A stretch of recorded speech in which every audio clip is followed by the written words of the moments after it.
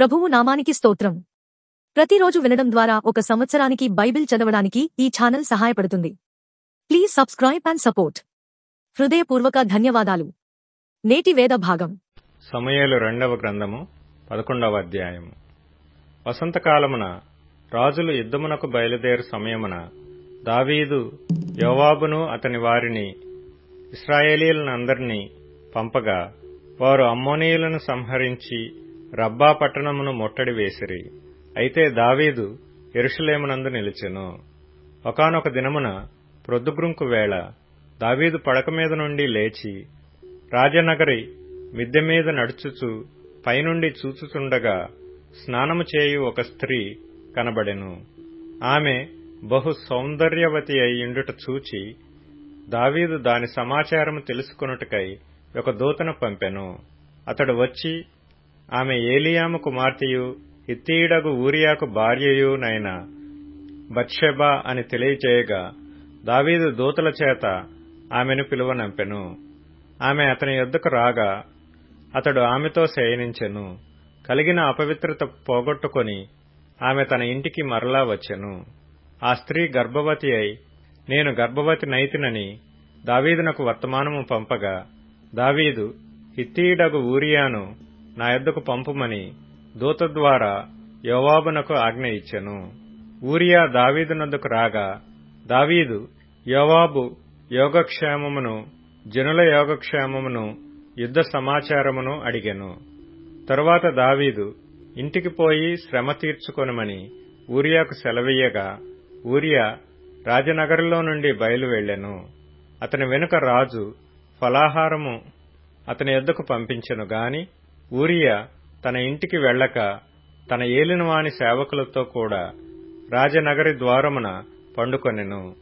ఊరియా తన ఇంటికి పోలేదను మాట దావీదునకు వినబడినప్పుడు దావీదు ఊరియాను పిలిపించి నీవు ప్రయాణము చేసి వచ్చితివి గదా, ఇంటికి వెళ్లకపోతివేమని ఎడగగా ఊరియా మందసమును ఇశ్రాయేలు వారును యూదావారును గుడారములలో నివసించుచుండగను నా అధిపతియగు యోవాబును నా ఏలినవాడవగు నీ సేవకులను బయట దండులో నుండగను భోజనపానములు చేయుటకును నా భార్య యొద్ద పరుండుటకును నేను ఇంటికి పోదునా? నీ తోడు నీ ప్రాణము తోడు నేనాలాగు చేయువాడను కానని దావీదుతో అనెను. దావీదు నేడును నీవిక్కడ ఉండుము, రేపు నీకు సెలవిత్తునని ఊరియాతో అనగా ఊరియా నాడును మరునాడును యెరూషలేములో నిలిచెను. అంతలో దావీదు అతనిని భోజనమునకు పిలిపించెను. అతడు బాగుగా తిని త్రాగిన తరువాత దావీదు అతని మత్తునిగా చేసెను. సాయంత్రమున అతడు బయలువెళ్లి తన ఇంటికి పోక తన ఏలినవాని సేవకుల మధ్య పడక మీద పండుకొనెను. ఉదయమున దావీదు యుద్ధము మోపుగా జరుగుచున్న చోట ఊరియాను ముందు పెట్టి అతడు కొట్టబడి హతమగునట్లు నీవు అతని యొద్ద నుండి వెళ్లిపొమ్మని యోవాబునకు ఉత్తరము రాయించి ఊరియా చేత పంపించెను. యోవాబు పట్టణమును ముట్టడి వేయుచుండగా ధైర్యవంతులుండు స్థలమును గుర్తించి ఆ స్థలమునకు ఊరియాను పంపెను. ఆ పట్టణపు వారు బయలుదేరి యోవాబుతో యుద్ధమునకు రాగా దావీదు సేవకులలో కొందరు కూలిరి. హిత్తీయుడగు ఊరియాయును హతమాయెను. కాబట్టి యోవాబు యుద్ధ సమాచారమంతయు దావీదునొద్దకు పంపి దూతతో ఇట్లనెను, యుద్ధ సమాచారము నీవు రాజుతో చెప్పి చాలించిన తరువాత రాజు కోపము తెచ్చుకొని యుద్ధము చేయనప్పుడు మీరెందుకు పట్టణము దగ్గరకు పోతిరి? గోడమీద నుండి వారు అంబులు వేయుదురని మీకు తెలియకపోయినా యెరుబ్బెషెతు కుమారుడైన అబీమెలెకు ఏలాగు హతమాయెను? ఒక స్త్రీ తిరుగటి రాతి తునక ఎత్తి గోడమీద నుండి అతని మీద వేసినందున అతడు తేబేసు దగ్గర హతమాయెను గదా. ప్రాకారము దగ్గరకు మీరెందుకు పోతిరని నిన్నడిగిన ఎడల నీవు తమరి సేవకుడగు ఊరియాయు హతమాయెనని చెప్పుమని బోధించి దూతను పంపెను. దూత పోయి యోవాబు పంపిన వర్తమానమంతయు దావీదునకు తెలియజేసెను. ఎట్లనగా ఆ మనుష్యులు మమ్మను ఓడించుచు పొలములోనికి మాకెదురు రాగా మేము వారిని గుమ్మము వరకు వెంటాడి గెలిచితిమి. అప్పుడు ప్రాకారం మీద నుండి విలుకాండ్రు తమ సేవకుల మీద అంబులు వేయగా రాజు సేవకులలో కొందరు హతమైరి, తమరి సేవకుడైన హిత్తీయుడగు ఊరియా కూడా హతమాయెను. అందుకు దావీదు, నీవు యోవాబుతో ఈ మాట చెప్పుము, ఈ సంగతిని బట్టి నీవు చింతపడకుము. ఖడ్గము ఒకప్పుడు ఒకని మీదను ఒకప్పుడు మరియొకని మీదను పడుట కద్దు. పట్టణము మీద యుద్ధము మరి బలముగా జరిపి దానిని పడగొట్టుమని చెప్పి నీవు యోవాబును ధైర్యపరిచి చెప్పుమని ఆ దూతకు ఆజ్ఞ ఇచ్చి పంపెను. ఊరియా భార్య తన భర్తయగు ఊరియా హతమైన సంగతి విని తన భర్త కొరకు అంగలార్చెను.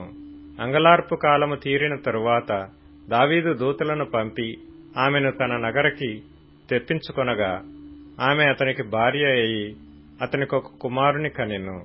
అయితే దావీదు చేసినది యెహోవా దృష్టికి దుష్కార్యముగా ఉండెను. సమూయేలు 2వ గ్రంథము 12వ అధ్యాయము. కావున యెహోవా నాతానును దావీదు నద్దకు పంపెను. అతడు వచ్చి దావీదుతో ఇట్లనెను, ఒకానొక పట్టణమందు 2 మనుషులుండిరి. ఒకడు ఐశ్వర్యవంతుడు, ఒకడు దరిద్రుడు. ఐశ్వర్యవంతునికి విస్తారమైన గొర్రెలను గొడ్లను కలిగియుండెను. అయితే ఆ దరిద్రునికి తాను కొనుక్కొనిన ఒక చిన్న ఆడు గొర్రెపిల్ల తప్ప ఏమీయూ లేకపోయెను. వాడు దానిని పెంచుకొనుచుండగా అది వాని యొద్దనూ వాని బిడ్డల యొద్దనూ ఉండి పెరిగి వాని చేతి ముద్దలు తినుచు వాని గిన్నెలోనిది త్రాగుచు వాని కౌగిట పండుకొనుచు వానికి కుమార్తె వలె ఉండెను. అట్లుండగా మార్గస్థుడొకడు ఐశ్వర్యవంతుని యొద్దకు వచ్చెను. అతడు తన యొద్దకు వచ్చిన మార్గస్థునికి ఆయత్తము చేయుటకు తన గొర్రెలలో గాని గొడ్లలో గాని దేనిని ముట్టనొల్లక ఆ దరిద్రుని గొర్రెపిల్లను పట్టుకొని తన యొద్దకు వచ్చిన వానికి ఆయత్తము చేసెను. దావీదు ఈ మాట విని ఆ మనుషుని మీద బహుగా కోపించుకొని, యెహోవా జీవము తోడు, నిశ్చయముగా ఈ కార్యము చేసినవాడు మరణపాత్రుడు. వాడు కనికరము లేక ఈ కార్యము చేసిన గనుక ఆ గొర్రెపిల్లకు ప్రతిగా 4 గొర్రెపిల్లలనియ్యవలెనని నాతానుతో అనెను.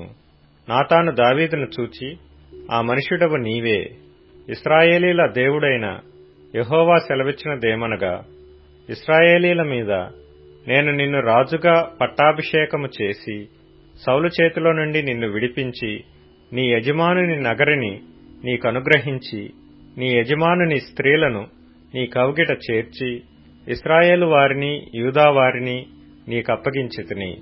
ఇది చాలదని నీవనుకొనిన ఎడల నేను మరి ఎక్కువగా నీకిచ్చియుందును. నీవు యెహోవా మాటను తృణీకరించి ఆయన దృష్టికి చెడుతనము చేసితివేమి? హిత్తీయుడగు ఊరియాను కత్తిచేత చంపించి అతని భార్యను నీకు భార్య యగునట్లుగా నీవు పట్టుకొని ఉన్నావు. అమ్మోనీయుల చేత నీవతని చంపించితివి గదా. నీవు నన్ను లక్ష్యము చేయక హిత్తీయుడగు ఊరియా భార్యను నీకు భార్య యగునట్లు తీసుకొనినందున నీ ఇంటివారికి సదాకాలము యుద్ధము కలుగును. నా మాట ఆలకించుము. యెహోవానగు నేను సెలవిచ్చినదేమనగా, నీ ఇంటివారి మూలముననే నేను నీకు అపాయము పుట్టింతును. నీవు చూచుచుండగా నేను నీ భార్యలను తీసి నీ చేరువ వానికి అప్పగించెదను. పగటియందు వాడు వారితో శయనించును. నీవు ఈ కార్యము రహస్యముగా చేసితివి గాని ఇశ్రాయేలీలందరూ చూచుచుండగా పగటియందే నేను చెప్పిన దానిని చేయింతును అనెను. నేను పాపము చేసితినని దావీదు నాతానుతో అనగా, నాతాను, నీవు చావకుండునట్లు యెహోవా నీ పాపమును పరిహరించెను. అయితే ఈ కార్యము వలన యెహోవాను దూషించుటకు ఆయన శత్రువులకు నీవు గొప్ప హేతువు కలుగజేసితివి గనుక నీకు పుట్టిన బిడ్డ నిశ్చయముగా చచ్చునని దావీదుతో చెప్పి తన ఇంటికి వెళ్ళెను. యెహోవా ఊరియా భార్య దావీదునకు కనిన బిడ్డను మొత్తినందున అది బహు జబ్బుపడెను. దావీదు ఉపవాసముండి లోపలికి పోయి రాత్రి అంతయు నేలపడియుండి బిడ్డ కొరకు దేవుని బతిమాలగా ఇంటిలో ఎన్నికైన వారు లేచి అతనిని నేల నుండి లేవనెత్తుటకు వచ్చిరి గాని అతడు సమ్మతింపక వారితో కూడా భోజనము చేయక యుండెను. 7వ దినమున బిడ్డ చావగా బిడ్డ ప్రాణంతో ఉండగా మేము అతనితో మాట్లాడినప్పుడు అతడు మా మాటలు వినకయుండెను. ఇప్పుడు బిడ్డ చనిపోయినని మనము అతనితో చెప్పిన ఎడల తనకు తాను హాని చేసుకొనునేమో అనుకొని దావీదు సేవకులు బిడ్డ చనిపోయినను సంగతి అతనితో చెప్పవెరచిరి. అయితే దావీదు తన సేవకులు గుసగుసలాడుట చూచి బిడ్డ చనిపోయినని సంగతి గ్రహించి బిడ్డ చనిపోయినా అని తన సేవకులను అడగగా వారు చనిపోయిననిరి. అప్పుడు దావీదు నేల నుండి లేచి స్నానము చేసి తైలము పూసుకొని వేరు వస్త్రములు ధరించి యెహోవా మందిరములో ప్రవేశించి మ్రొక్కి తన ఇంటికి తిరిగి వచ్చి భోజనము తెమ్మనగా వారు వడ్డించిరి. అప్పుడు అతడు భోజనము చేసెను. అతని సేవకులు బిడ్డ జీవంతో ఉండగా ఉపవాసముండి దాని కొరకు ఏడ్చుచుంటివి గాని అది మరణమైనప్పుడు లేచి భోజనము చేసితివి. నీవీలాగు చేయుట ఏమని దావీదును అడగగా అతడు బిడ్డ ప్రాణముతో ఉన్నప్పుడు దేవుడు నా యందు కనికరించి వాని బ్రతికించునేమో అనుకొని నేను ఉపవాసముండి ఏడ్చుచుంటిని. ఇప్పుడు చనిపోయిన గనక నేనెందుకు ఉపవాసముండవలెను? వానిని తిరిగి రప్పించగలనా? నేను వాని యొద్దకు పోవుదును గాని వాడు నా యొద్దకు మరలా రాడని వారితో చెప్పెను. తరువాత దావీదు తన భార్య అయిన బత్షెబను ఓదార్చి ఆమె యొద్దకు పోయి ఆమెను కూడగా ఆమె యొక్క కుమారుని కనెను. దావీదు అతనికి సొలొమోను అను పేరు పెట్టెను. యెహోవా అతనిని ప్రేమించి నాతాను అను తన ప్రవక్తను పంపగా అతడు యెహోవా ఆజ్ఞను బట్టి యెదీద్యా అని అతనికి పేరు పెట్టెను. యోవాబు రబ్బా అను అమ్మోనీయుల పట్టణం మీద యుద్ధము చేసి రాజనగరిని పట్టుకొనెను. దావీదు నొద్దకు అతడు దూతలను పంపి, నేను రబ్బా మీద యుద్ధము చేసి జలముల మీది పట్టణమును పట్టుకొంటిని. నేను పట్టణమును పట్టుకొని నా పేరు దానికి పెట్టకుండునట్లు మిగిలిన దండువారిని సమకూర్చి నీవు పట్టణమును పట్టుకొనవలనని వర్తమానము చేయగా దావీదు యోధులను సమకూర్చి రబ్బాకు వచ్చి దానిమీద యుద్ధము చేసి దానిని పట్టుకొని వారి రాజు కిరీటమును అతని తలమీద నుండి తీయించగా అది దావీదు తలమీద పెట్టబడెను. అది విలువగల రత్నములు చెక్కినదై 2 బంగారు మనుగులంత ఎత్తుండెను. మరియు అతడు పట్టణములో నుండి బహు విస్తారమైన దోపు సొమ్ము పట్టుకొని పోయెను. పట్టణములో ఉన్నవారిని బయటకు తెప్పించి రంపముల చేతను పదునుగల ఇనుప పనిముట్ల చేతను ఇనుప గొడ్డండ్ల చేతను వారిని తుత్తునీయులుగా చేయించి వారిని ఇటుక ఆవములో వేసెను. అమ్మోనీయుల పట్టణములన్నిటికీ అతడు ఈలాగు చేసెను. ఆ తరువాత దావీదును జనులందరూ తిరిగి యెరూషలేమునకు వచ్చిరి. ప్రకటన గ్రంథము 13వ అధ్యాయము. మరియు 10 కొమ్ములను 7 తలలను గల యొక్క క్రూర మృగము సముద్రములో నుండి పైకి వచ్చుట చూచితిని. దాని కొమ్ముల మీద కిరీటములను దాని తల మీద దేవదూషణకరమైన పేళ్లును ఉండెను. నేను చూచిన ఆ మృగము చిరుతపులిని పోలియుండెను. దాని పాదములు ఎలుగుబంటి పాదముల వంటివి, దాని నోరు సింహపు నోరు వంటిది. దానికి ఆ ఘటసర్పము తన బలమును తన సింహాసనమును గొప్ప అధికారమును ఇచ్చెను. దాని తలలలో ఒకదానికి చావు దెబ్బ తలిగి నుండెను. అయితే ఆ చావు దెబ్బ మానిపోయెను గనుక భూజనులందరూ మృగము వెంట వెళ్ళుచు ఆశ్చర్యపడుచుండిరి. ఆ మృగమునకు అధికారమిచ్చినందున వారు ఘటసర్పమునకు నమస్కారము చేసిరి. మరియు వారు, ఈ మృగముతో సాటి ఎవడు, దానితో యుద్ధము చేయగలవాడెవడు అని చెప్పుకొనుచు ఆ మృగమునకు నమస్కారము చేసిరి. డంబపు మాటలను దేవదూషణలను పలుకు ఒక నోరు దానికి ఇయ్యబడెను. మరియు 42 నెలలు తన కార్యము జరప అధికారము దానికి ఏర్పాటాయెను గనక దేవుని దూషించుటకును ఆయన నామమును ఆయన గుడారమును పరలోక నివాసులను దూషించుటకును అది తన నోరు తెరచెను. మరియు పరిశుద్ధులతో యుద్ధము చేయును వారిని జయింపను దానికి అధికారమియ్యబడెను. ప్రతి వంశము మీదను ప్రతి ప్రజ మీదను ఆయా భాషలు మాటలాడి వారి మీదను ప్రతి జనము మీదను అధికారము దానికి ఇయ్యబడెను. భూనివాసులందరును అనగా జగదుత్పత్తి మొదలుకొని వధింపబడియున్న గొర్రెపిల్ల యొక్క జీవగ్రంథమందు ఎవరి పేరు వ్రాయబడలేదో వారు ఆ మృగమునకు నమస్కారము చేయుదురు. ఎవడైనను చెవిగలవాడైతే వినును గాక. ఎవడైనను చెరపట్టవలెనని యున్న ఎడల వాడు చెరలోనికి పోవును. ఎవడైనను ఖడ్గము చేత చంపిన ఎడల వాడు ఖడ్గము చేత చంపబడవలెను. ఈ విషయములో పరిశుద్ధుల ఓర్పును విశ్వాసమును కనబడును. మరియు భూమిలో నుండి మరియొక క్రూర మృగము పైకి వచ్చుట చూచితిని. గొర్రెపిల్ల కొమ్ము వంటి 2 కొమ్ములు దానికి ఉండెను. అది ఘటసర్పం వలె మాటలాడుచుండెను. అది ఆ మొదటి క్రూర మృగమునకున్న అధికారపు చేష్టలన్నీయు దాని ఎదుట చేయుచున్నది. మరియు చావు దెబ్బ తగిలి బాగుపడియున్న ఆ మొదటి మృగమునకు భూమియు దానిలో నివసించువారును నమస్కారము చేయునట్లు అది బలవంతము చేయుచున్నది. అది ఆకాశము నుండి భూమికి మనుషుల ఎదుట అగ్ని దిగివచ్చునట్టుగా గొప్ప సూచనలు చేయుచున్నది. కత్తి దెబ్బ తినియు బ్రతికిన ఆ క్రూర మృగమునకు ప్రతిమను చేయవలెనని అది భూనివాసులతో చెప్పుచు ఆ మృగము ఎదుట చేయుటకు తనకీయబడిన సూచన వలన భూనివాసులను మోసపుచ్చుచున్నది.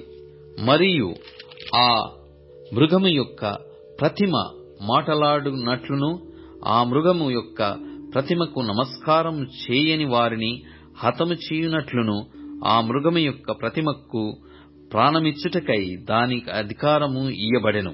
కాగా కొద్దివారు గాని గొప్పవారు గాని ధనికులు గాని దరిద్రులు గాని స్వతంత్రులు గాని దాసులు గాని అందరును తమ కుడి చేతి మీదనైనను తమ నొసటి యందైనను ముద్ర వేయించుకొనున్నట్లును ఆ ముద్ర అనగా ఆ మృగము పేరైనను దాని పేరిట సంఖ్యయైనను గలవాడు తప్ప క్రయ విక్రయములు చేయుటకు మరియొకనికిని అధికారము లేకుండునట్లును అది వారిని బలవంతము చేయుచున్నది. బుద్ధిగలవాడు మృగము యొక్క సంఖ్యను లెక్కింపనిమ్ము. అది ఒక మనుష్యుని సంఖ్యయే. ఆ సంఖ్య 666. ఇందులో జ్ఞానము కలదు. కీర్తనల గ్రంథం 139వ కీర్తన. యెహోవా, నీవు నన్ను పరిశోధించి తెలుసుకునియున్నావు. నేను కూర్చుండుట నేను లేచుట నీకు తెలియును. నాకు తలంపు పుట్టక మునుపే నీవు నా మనస్సు గ్రహించుచున్నావు. నా నడకను నా పడకను నీవు పరిశీలన చేసియున్నావు. నా చర్యలన్నిటినీ నీవు బాగుగా తెలుసుకునియున్నావు. యెహోవా మాట నా నాలుకకు రాకమునుపే అది నీకు పూర్తిగా తెలిసియున్నది. వెనుకను ముందును నీవు నన్ను ఆవరించియున్నావు. నీ చేయి నా మీద ఉంచియున్నావు. ఇట్టి తెలివి నాకు మించినది. అది అగోచరము, అది నాకందదు. నీ ఆత్మ యొద్ద నుండి నేనెక్కడికి పోవుదును? నీ సన్నిధి నుండి నేనెక్కడికి పారిపోవుదును? నేను ఆకాశమునకెక్కినను నీవు అక్కడనూ ఉన్నావు. నేను పాతాళమందు పండుకొనినను నీవు అక్కడనూ ఉన్నావు. నేను వేకువ రెక్కలు కట్టుకొని సముద్ర దిగంతములలో నివసించినను అక్కడనూ నీ చేయి నన్ను నడిపించును. నీ కుడి చేయి నన్ను పట్టుకొనును. అంధకారము నన్ను మరుగుచేయును. నాకు కలుగు వెలుగు రాత్రివలె ఉండును అని నేననుకొనిన ఎడల చీకటి అయినను నీకు చీకటి కాకపోవును. రాత్రి పగటి వలె నీకు వెలుగుగా ఉండును. చీకటియు వెలుగును నీకు ఏకరీతిగా ఉన్నవి. నా అంతరంద్రియములను నీవే కలగజేసితివి. నా తల్లి గర్భమందు నన్ను నిర్మించిన వాడవు నీవే. నీవు నన్ను కలగజేసిన విధము చూడగా భయమును ఆశ్చర్యమును నాకు పుట్టుచున్నవి. అందును బట్టి నేను నీకు కృతజ్ఞతాస్తుతులు చెల్లించుచున్నాను. నీ కార్యములు ఆశ్చర్యకరములు. ఆ సంగతి నాకు బాగుగా తెలిసియున్నది. నేను రహస్యమందు పుట్టిన నాడు భూమి యొక్క అగాధ స్థలములలో విచిత్రముగా నిర్మింపబడిన నాడు నాకు కలిగిన ఎముకలును నీకు మరుగై ఉండలేదు. నేను పిండమునయ్యుండగా నీ కన్నులు నన్ను చూచెను. నియమింపబడిన దినములలో ఒకటైనను కాకమునుపే నా దినములన్నీయు నీ గ్రంథములో లిఖితములాయెను. దేవా, నీ తలంపులు నాకెంత ప్రియమైనవి! వాటి మొత్తమెంత గొప్పది! వాటిని లెక్కించదననుకొంటినా అవి ఇసుక కంటెను లెక్కకు ఎక్కువయ్యున్నవి. నేను మేల్కొంటినా ఇంకను నీ యొద్దనే యుందును. దేవా, నీవు భక్తిహీనులను నిశ్చయముగా సంహరించెదవు. నరహంతకులారా, నా యొద్ద నుండి తొలగిపోవుడి. వారు దురాలోచనతో నిన్ను గూర్చి పలుకుదురు. మోసపుచ్చుటకై నీ నామమును బట్టి ప్రమాణము చేయుదురు.